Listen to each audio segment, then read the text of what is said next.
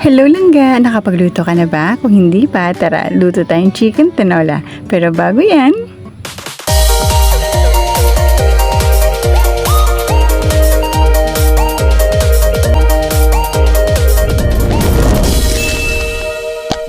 pagka ganito talagang malamig ang panahon, ang sarap humigop ng mainit na sabaw. Kayo rin ba? O siya, tara na, simulan na natin. I'm sure alam na alam nito mga langga dahil basic na basic lang po ito.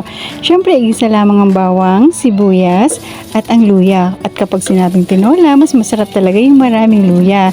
O diba, pampaganda kasi ng boses yan eh. Char. Then, halu-haluin lang po natin. Then, i-add lang po natin ang ating chicken. Halu-haluin lang po natin. Pag ako po nagtitinola mga langga, naglalagay din po ako ng chicken liver or atay po ng manok.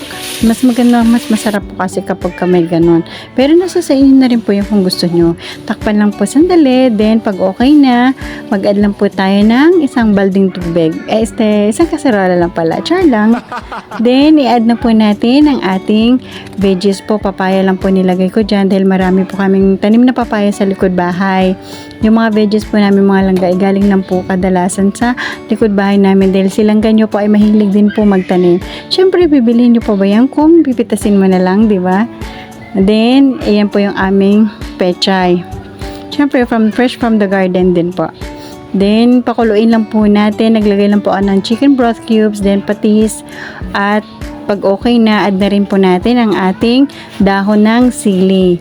And this is it. It's done. Tara, kain po tayo. Thank you for watching. Have a blessed day, everyone.